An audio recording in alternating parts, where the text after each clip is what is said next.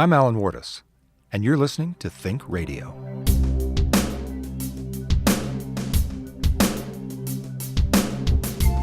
The papers come out on Thursday, and one of the first things I do is go in on Thursday morning, and if there's a red message light on my phone, it's not going to be a good day.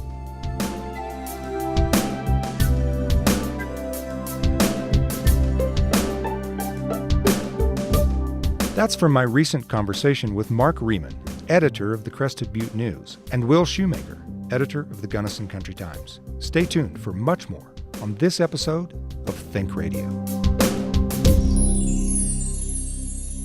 Think Radio is supported by the Gunnison Country Times, Gunnison, Colorado's locally owned hometown newspaper. Think Radio is also supported by listeners like you. To find out how you can join the Think Radio community of patrons, visit alanwardesmedia.com. That's ALANWARTES media.com. Mark, Will, thanks for being here. You bet. Thanks for having us.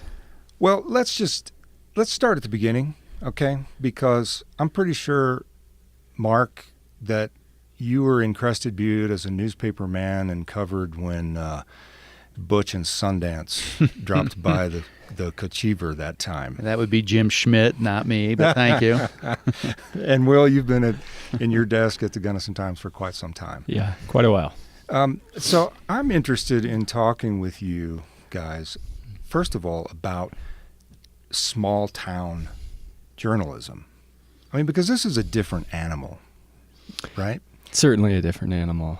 We're lucky and we don't face a lot of the same challenges as larger media outlets in, kind of trying to figure out how we're going to survive in today's day and age. But it's also different in that, and this is talked about often in various aspects of small town living, that the person you're reporting about today, you're going to see in the grocery store tomorrow, and that certainly influences how you do your job as a small town journalist.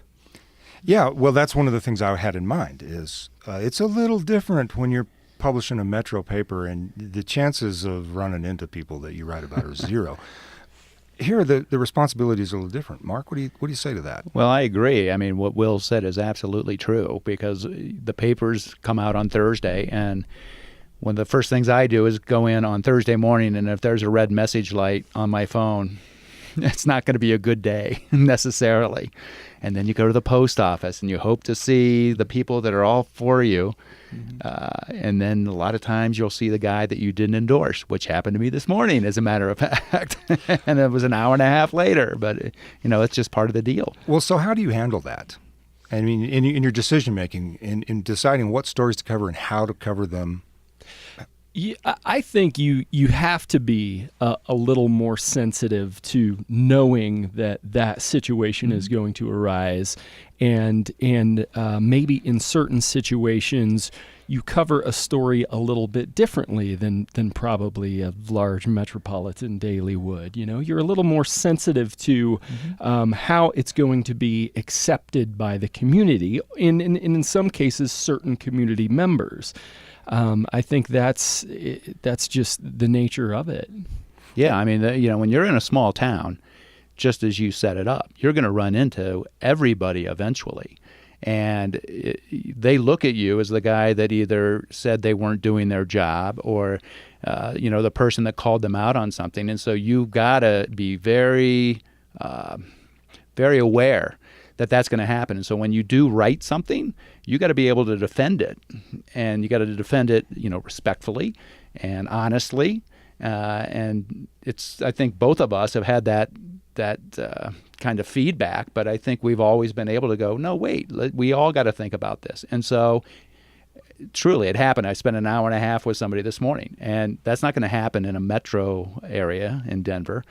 But it has to happen in a small town. And we walked away and it was like, okay, let's hug each other, but we'll see you next time too. Yeah. I thought about that in reading your editorial this morning and thinking about, how that endorsement process goes, and that you know that after you endorse someone, there's going to be, some people coming up to you and saying, "Hey, great endorsement," and others coming up and saying, "That was terrible. What were you thinking?"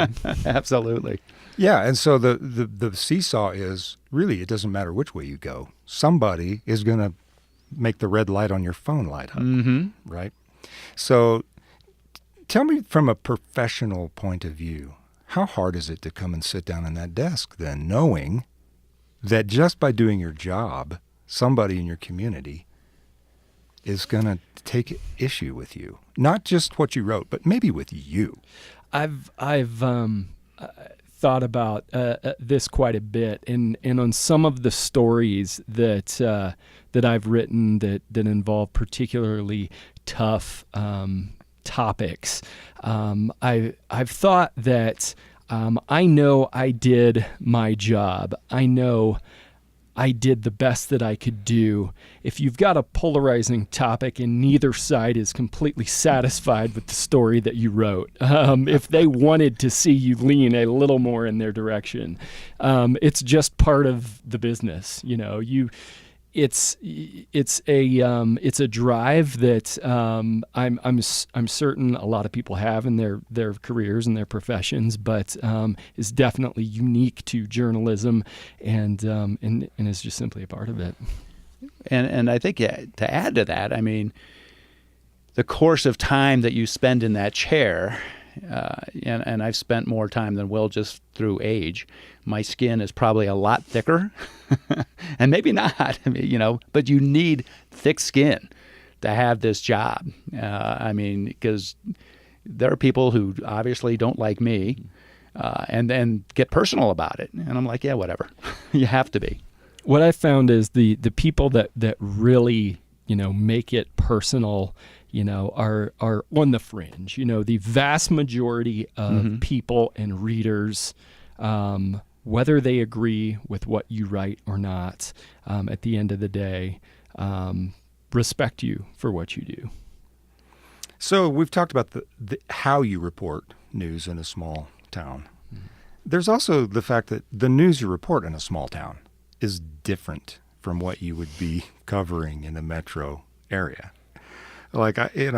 And full disclosure at this point for listeners who don't know, I'm also a journalist. I work for Will, although I will say Will does not sign my paychecks, so I can get all up in his face right now if I want to, and it won't. Okay, I want to see it. Yeah, okay. But what I've noticed when I'm on the job is sometimes it gets really hard to say something fresh and interesting about Cattleman's Days because I've written about it 10 times in a row. How do you handle that issue that really there's so much about small town news that anywhere else wouldn't be? It sort of forces you to constantly seek what's new and different about your community and highlight it. The Cattleman's example is a good one. Even some of the hard news topics, you can go back to the archive of the Gunnison Country Times 20 years ago, and the topics are the same. It's pretty fascinating, affordable housing, ski area development. It's just kind of the same topics that are you're rehashing time and again in different ways and reporting on different aspects of. So, for me, one of my favorite parts, about the job is looking for, if you use the Cattleman example, thinking ahead of time, okay, what is new? What's different about Cattleman's Days this year? What is a unique aspect of that event that we haven't highlighted before? And the cool thing about that is it really makes you look for those fresh elements and people and aspects of these events that haven't gotten attention before and give them attention.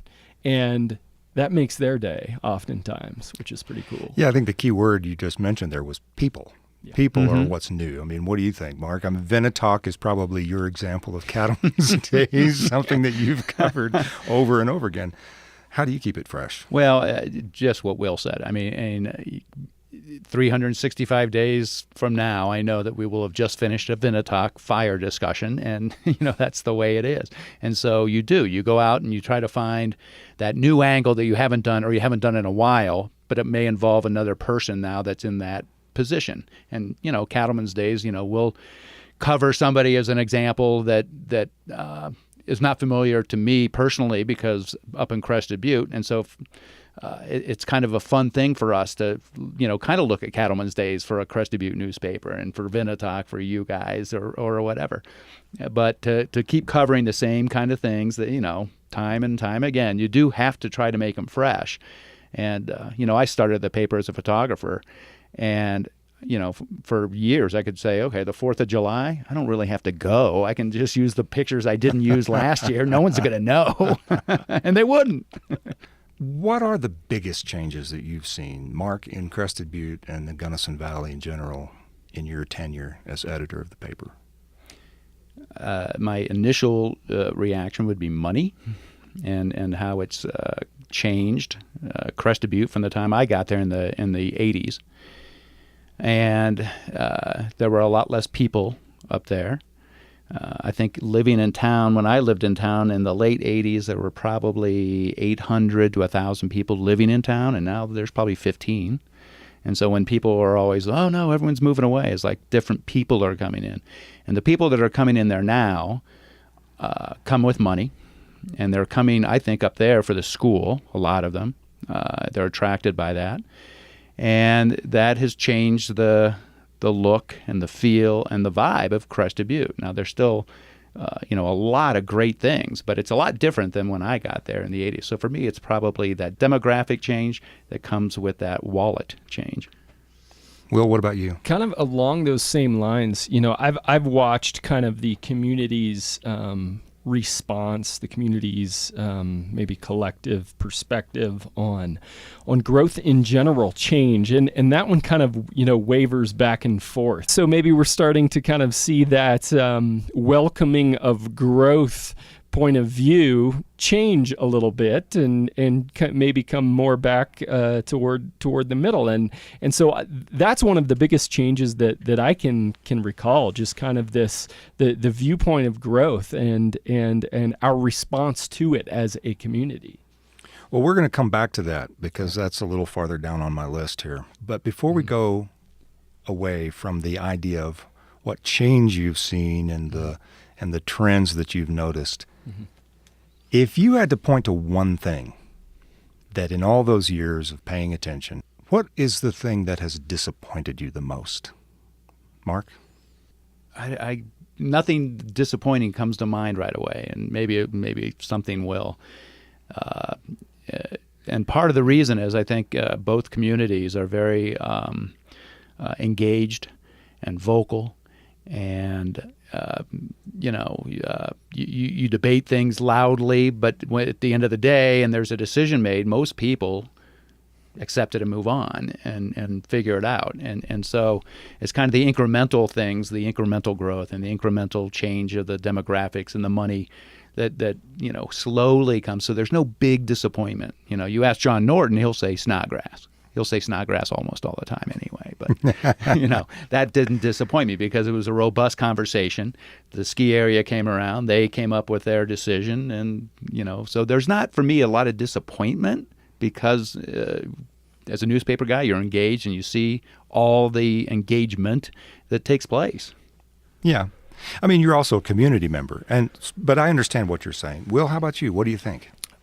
This notion of a bubble makes me crazy. And what I mean by that is we have a tendency within, the Gunnison Valley, and I think, citizens are just as guilty of this as elected leaders, to think that we are completely unique in some way and fill in the blank for the issue that I'm talking about. That no one else has dealt with this problem, or that we're the first, or simply we fail to look outside of our valley to seek solutions to the problems that 100 other communities have dealt with Things like before. Affordable housing.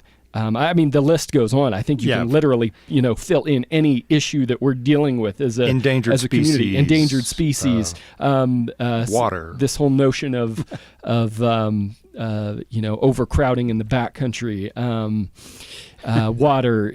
I mean, the list goes on and on and on. And I think that we tend to look inward more often than we should. When in reality, it would be a lot easier for us to deal with these problems that we're trying to deal with if we simply looked outside a little more frequently, especially in today's day and age. We're so connected, as a global community, that there's no reason, we shouldn't be utilizing that to help us, answer some of these problems. Mark, you agree with that? You think we're a bunch of navel gazers?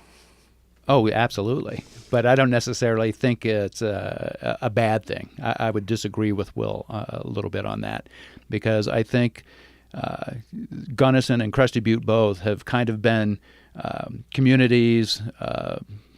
I'll take Crested Butte as a ski town resort community that kind of is the last one to start heading up economically and the first one to start dropping. And part of it is because it's always hard to get to.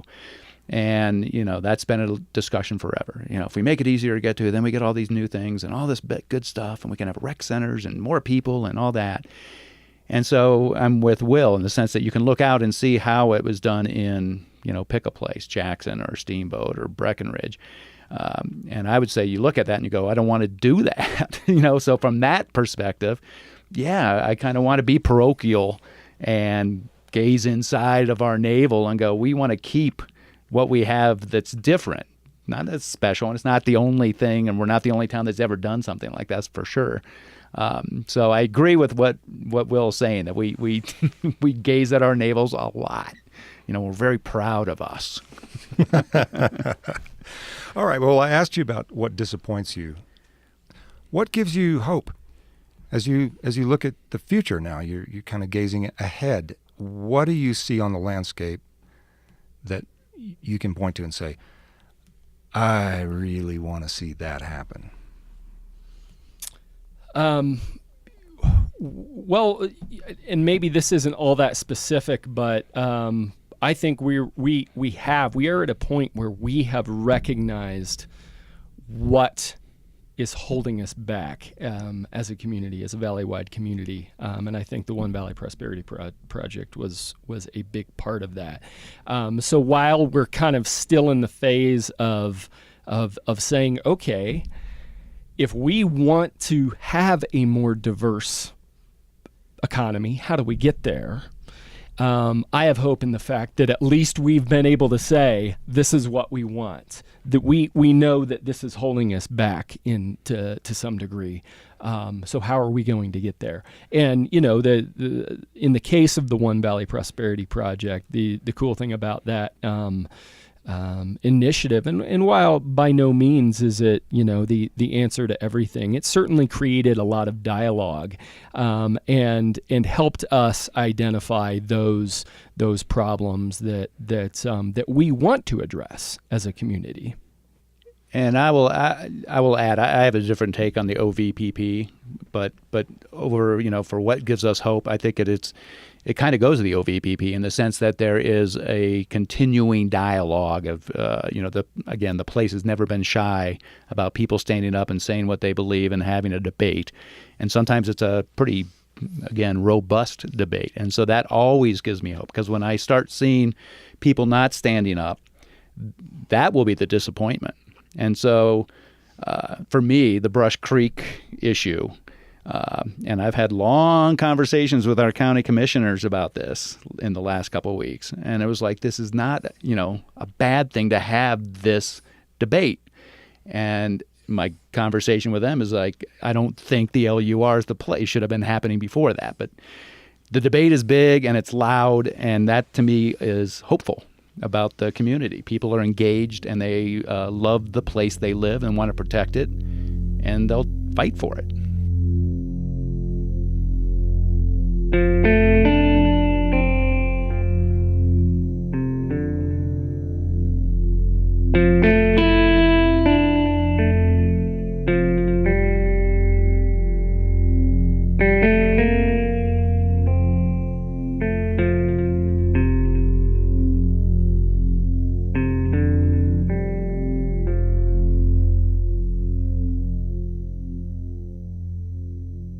Let's shift gears for a second. We've been talking, well, let's put it this way. We've been gazing in our navels, talking about small town journalism. What about journalism in general? There's never been a time in my memory when journalism itself had become the focus of so much attention and so much criticism. Mm-hmm. The state of journalism. Let's talk about that for a minute. Starting with this idea, let's start by laying a foundation that in a perfect world, what is journalism supposed to be? I think journalism is supposed to be a tool that people in a democratic society can utilize and should utilize and have utilized to inform themselves in order to, in the biggest sense, uphold that democratic society. You think about elected leaders and what we know of their actions. We wouldn't know about their actions if it weren't for journalism saying, this is what our elected leaders are up to, general public. And I think that's primarily the responsibility that we're all, shooting for. The strange thing currently is that whole notion is under attack. The very idea that we're this job that we've willingly accepted the task of doing has been pointed out to be wrong for the American people, in some way, that we're the enemy of the American people. That's certainly new. I would agree. I've never in history read of any such time in which the whole idea, I should say in United States society, certainly in other countries that's happened where, folks enjoy much fewer freedoms. But it puts us in a really challenging position. And we've seen it to some degree trickled down to at least the regional level. This was something I mentioned in a column last week that we have a newspaper publisher just to the west of us in Grand Junction who got into a spat with a local lawmaker because the local lawmaker accused his publication of fake news. There was no fake news. The newspaper was simply reporting reporting the lawmaker's actions while in the General Assembly. And the dangerous part to me is that, led largely by our president, this whole notion of fake news has come to mean something very different than it has historically. If you don't like what's being reported now, you simply refer to it as fake news. Let me ask this question. Has fake news become sort of the modern equivalent of the 1950s Red Scare in some ways? Do you know what I'm referring to? In those days, all you had to do was raise the specter of communism. Yeah. And suddenly you didn't have to provide any proof. You didn't have to go through due process. It was just a fact in the public's mind and had devastating effect on people's lives. Are we looking at something similar to that? I think so, because it's a lazy way and popularized by our president to do it in that way, to cast doubt and fight unfairly, with no shame against what Will described as real journalism. And so, absolutely, it's Trump's way to avoid responsibility and say that's fake news, and that just sets off a string of his supporters understanding what he's saying. And so absolutely it's the same as the 50s and the Red Scare. Well, and to be fair, I mean, I will agree with you that Trump is leading the charge, but fake news abounds on both sides of any issue you can find. Well, to me, I think it's important that we distinguish between actual fake news and these, calls of fake news there isn't any. So how does the average citizen do that? How do they distinguish when the institution of journalism itself has been called into question? It used to be you'd go read the newspaper and figure out, because you figured that the editorial board did their due diligence. Some of that confidence is lost. How do we vet our news now? I think it's really difficult, and part of the reason is because we have so many sources of news, and essentially anyone can be a publisher on Facebook or Twitter or Instagram or whatever. And so they'll write something, or they'll see something that a friend of theirs retweeted or whatever you want to say, and then they share it. And so now they're a publisher, and their friends see it, and now they're publishers and they share it. And so you get this tidal wave of publishing with no journalistic checks, and people believe it because it came from a friend, so they must know. And so I think it's really difficult for people to differentiate between real news and fake news. And everything that I've been reading about this election, the Russians were throwing out fake news that looked pretty real. And I'm sure I bought into some of that on both sides. I agree on both sides. And so I don't know what the answer is. I mean, the problem, I think, is that the president will attack, very seasoned and proven news sources like the New York Times, which has perhaps a more liberal bent than the Wall Street Journal. But he does both. And so when you attack proven news sources, and everyone makes mistakes, and everyone has a bias, but when you go after those types of institutional journalistic institutions, that's not the right way to say it, but then you degrade just the idea of journalism. So is there a path back that you can see from this state of affairs? Not off the top of my head. I mean, you've got to do a lot of research as an individual.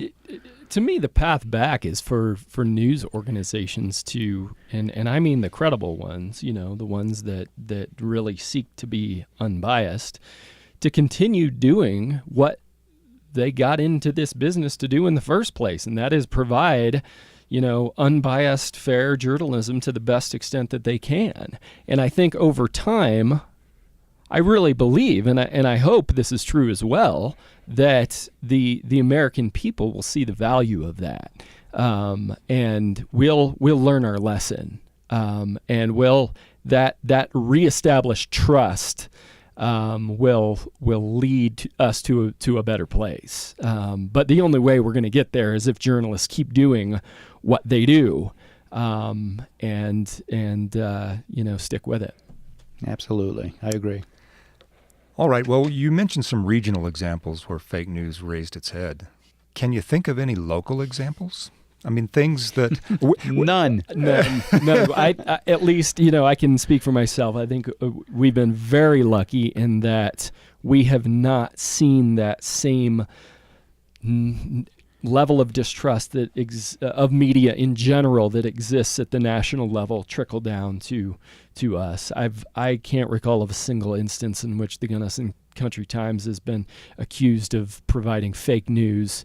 And people, Mark was talking about earlier, where you have to have those tough conversations with folks sometimes after you take an editorial position, but folks still distinguish that, from this hysteria that's going on at the national level concerning media in general, and no one's calling what we're doing fake news.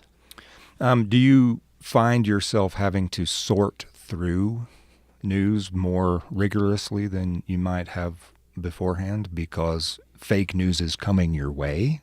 Is your own radar more finely tuned to this than it has been in the past? Does it have to be?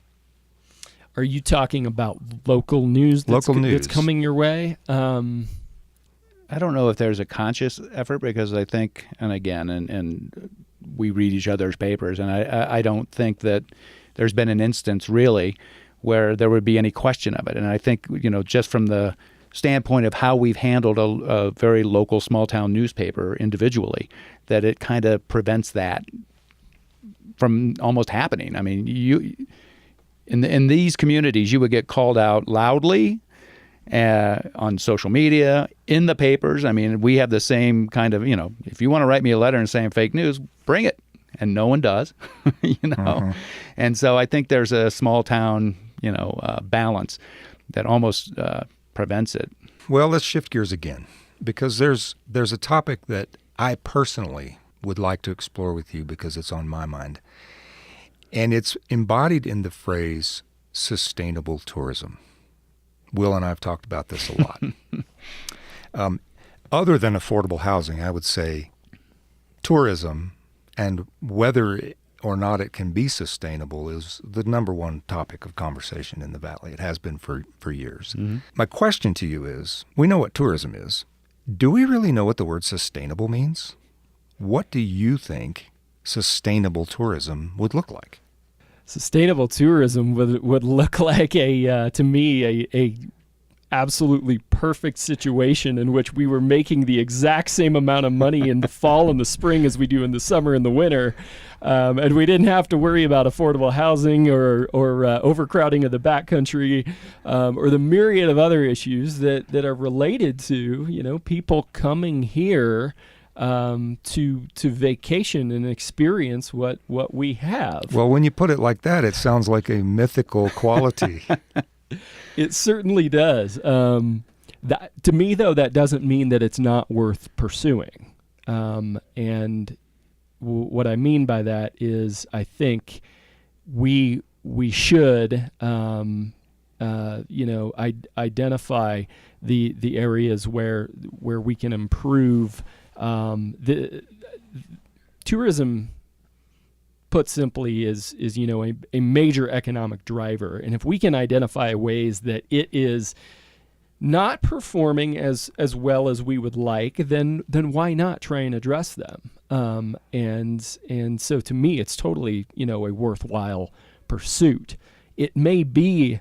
The analogy that comes to mind is objectivity in journalism. Since we're talking about journalism, complete objectivity is an illusion. However, that doesn't mean you shouldn't, as a journalist, strive for it. And I kind of see sustainable tourism in the same light. And yet we're back to a topic we touched on earlier, and that's growth and the influx of money. And improving how tourism works is inviting more of both of those things.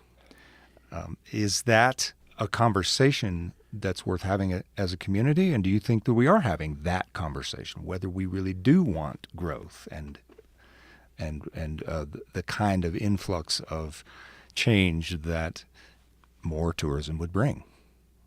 I think the conversation is taking place. I think it's taken place for as long as, when I got here in the 80s, people were like, what are you doing here? Kind of thing. It was like, you get the same thing today from the guy that just moved here and can't find a place to live. But the idea of sustainable tourism, I think there wouldn't be anyone who would disagree that we need to strive for that unicorn, if you will, of what it is becomes the question. And do you build the church for Sunday? So do you build these great trailheads and that's going to handle July and then waste money the rest of the 11 months? And that's the debate and the question that we have to have. I've written some and will continue to write that, I think the Tourism Association money would be wisely spent on putting some of those mitigation measures for the tourists that they draw in, with the understanding or the thought that helps bring those kind of people back. And once you get somebody that understands this place, that's a better, if you will, tourist, better quote unquote, but they understand the community. They know not to go just, pick the wildflowers, for example. So it's a sustainable way to get people to come and be a tourist in this community. So when you say mitigations, you're talking about education, signs at trailheads, Yeah. toilet infrastructure, that sort of thing. Oh, absolutely. And, the last couple summers, have just been over the top up at the trails in Crested Butte. And it's essentially from July 1st into middle of August. It's just over the top. It's a cluster, and everyone understands that. Tourism Association money ought to be spent on that. I do. Mm-hmm. I don't think that, we can, if we're serious about striving for sustainable tourism, I don't think we can avoid looking at that pot of money and questioning its future in some way, at least having that conversation. If we're talking about continuing to pump money into bed tax money, if we're going to continue to collect that revenue source and bring people here, I'm not sure that we can be sustainable in the long term. And so I think we have to have the conversation of, okay, what's the best use of this money? And we're starting to see that conversation now. We're starting to see it at both ends of the valley. Mm-hmm. And maybe the answer is using that money in a slightly different way to further the mission of sustainable tourism. The original ballot question is very broad. From what I recall, it can be used for anything from tourism promotion to events promotion to economic development, and I think that we really should be and as I mentioned are beginning to ask, okay, what's the future of this? What's this look like into coming decades? Sounds like there could be a few more editorial words coming from both of you on that subject. I'm sure there will be. From my perspective, it's a conversation that is really only beginning to be had seriously. I don't know what Mark's hearing, but that's kind of my take on things. Mm-hmm.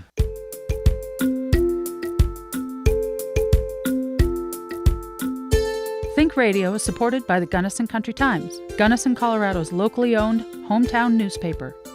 ThinkRadio is also supported by listeners like you. To find out how you can join the ThinkRadio community of patrons, visit alanwartismedia.com. That's ALANWARTES media.com. All right, well, that provides a really good segue to the next topic, which is affordable housing. We've already said it a dozen times in this conversation. It's the big elephant in the room, no matter where you go these days. I want to begin by challenging you to help me defend the language that we've come to use around this issue. Everyone who opens their mouth uses the word crisis. We are in an affordable housing crisis. Do you think that's justified? I think to a certain extent, and at certain times, it definitely is justified. The studies that have been done and the surveys that have been conducted show that there just aren't enough places for workers to live affordably, I think, up and down the valley. It's harder at the north end just because of the cost of housing and the space that's up there. So as long as I've been here, affordable housing is, and again, that's 30 years. It's been talked about. I was on town council back in the 90s. That was our number one issue. It was affordable housing. And at the time, we tried to implement some measures that addressed it, and it did. But man, it just goes to the kind of the tourism model that Will was talking about. So as more people come here, more people want to move here. As more people want to move here, there's less housing. The places get more expensive. The wages stay the same. And so it's a complicated issue. It's kind of blown up a little bit up at the north end of the valley with this Brush Creek proposal for 240 units on 14 acres. And again, I think that's a good conversation to have. So from that perspective, I appreciate the county bringing that forward. But it's a tough conversation because it's like, wow, what are we going to give up for affordable housing? Well, so here's the nature of this question, okay, and challenging the word crisis. Because as you point out, and as the headlines back through the years will justify, affordable housing has always been an issue. Mm-hmm. It's always a perennial issue. If it's true that what we're in right now is a crisis, by reasonable definition of that word, then that calls forward action that is different from what you might take in all those other times where you're just sitting around thinking about affordable housing. In what way is this a crisis? Or if it's not, then how would you justify that? I personally can justify use of the word crisis, and I would point to the escalation that we have seen in the real estate market in a very short amount of time as reason for that justification. Our actions now are beginning to be different than they were, say, 10 years ago. You know, we saw a period of time from the mid-2000s to really, and actually prior to then, early 2000s up until really the Great Recession, in which affordable housing was talked about, you know, and there were initiatives in place and money was being collected and things were happening to address the problem, but it's nowhere near the degree of uncertainty that it seems like we're seeing right now, in that we've recognized those things are not enough to address the problem. And there's been, it seems to me, much more urgency surrounding the issue over the last few years. And I would point directly to, you know, escalation of the real estate market as reason for that.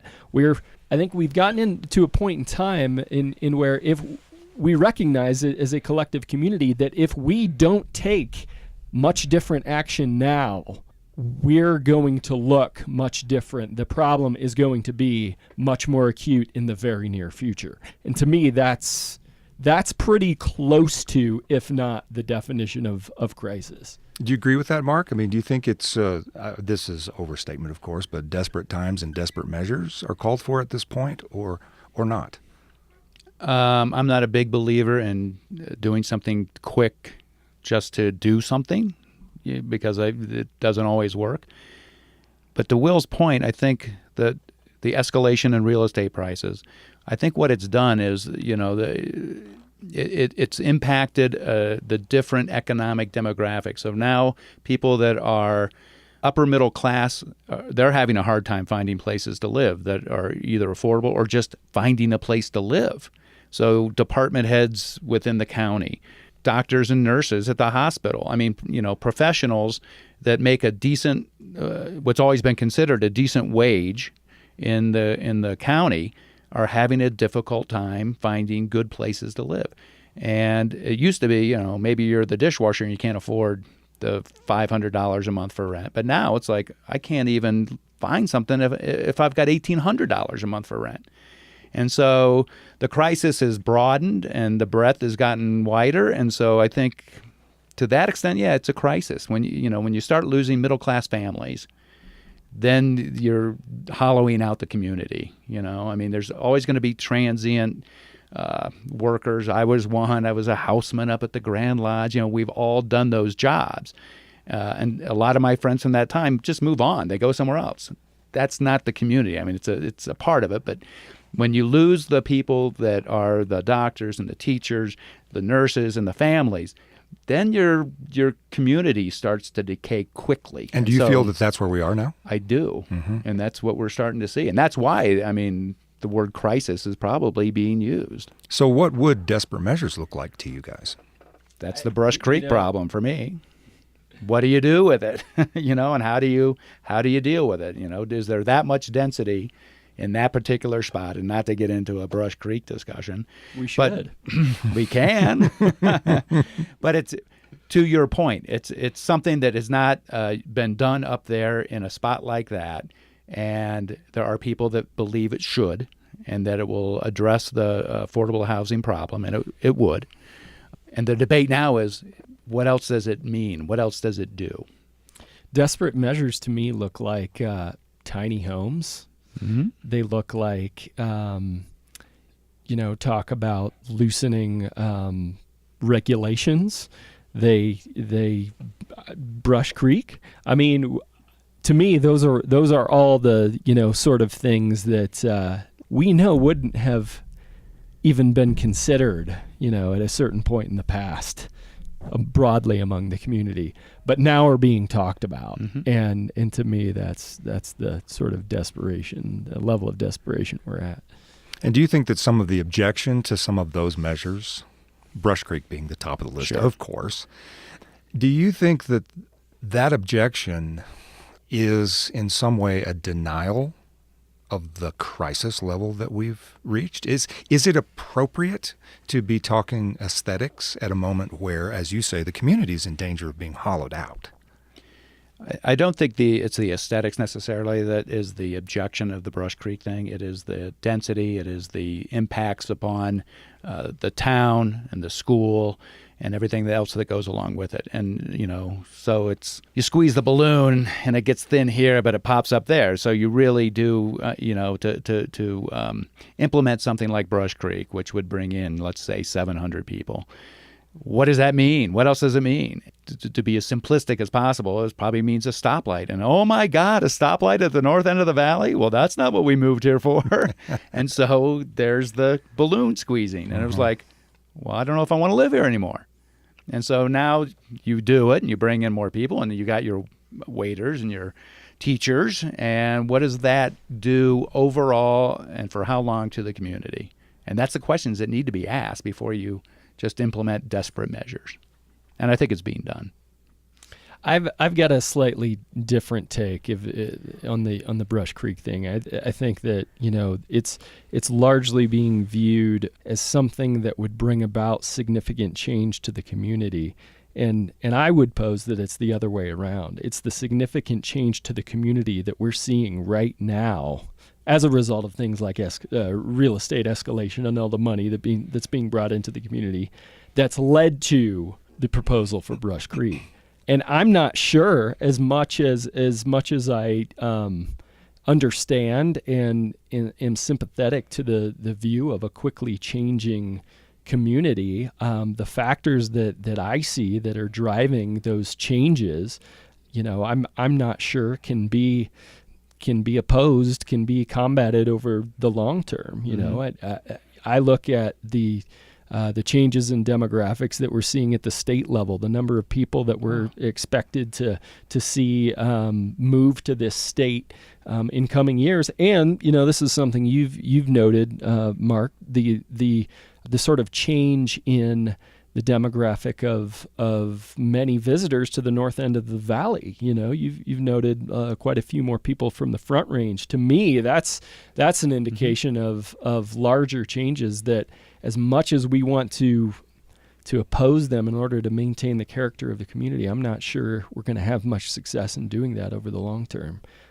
There's a, if you will, bar discussion in Crested Butte that is going on right now, right? And part of the thesis of the discussion is, if we keep making things easier, we're just going to get more people and push out the ones that were independent-minded enough to live in a place that doesn't have a rec center, because now everyone wants a swimming pool up there. That, my gosh, maybe you got to wait in line to eat pizza. If you make it easier and easier and easier, you're just going to get more and more and more. And so there's the bar discussion that's taking place. And it's, again, seeing all these changes happen, it was like, wow, what do you do? And there is no one answer that's just like the magic wand. And so, again, I think that's the discussion element is beautiful in these communities. On that subject, then, the question that comes to my mind is, do you think the people who are most in opposition to Brush Creek really are expressing something that doesn't have a lot to do with affordable housing? That really what they're expressing is, I love this place, and I'm terrified that it's about to change in the ways that you just described.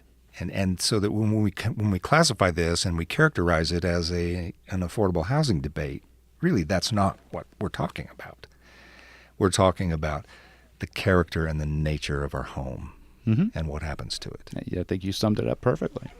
Makes it a little tough to have the conversation because we think we're talking about affordable housing. Right. It's kind of a schizophrenic conversation that we're having. While we're saying, on one hand, we see the need for affordable housing and agree 100% that we need to address it. On the other, we don't think this is the answer, and it's tough. It does make it tough. It is certainly a complex debate that's unfolded, and there are many facets to it. And I just hope that we can agree to work together to continue to address our problems. Well, one thing's for sure, it's going to provide a lot of news copy in the next year. That's for sure. I think it was Chad at KBUT, and after he had recorded the public hearing or the public meeting that the town of Crested Butte had, and his little headline for his radio thing was, "Town that needs and wants and desires and we'll do anything for affordable housing, rejects affordable housing." And it sums it up. Kind of does. It's sad but true.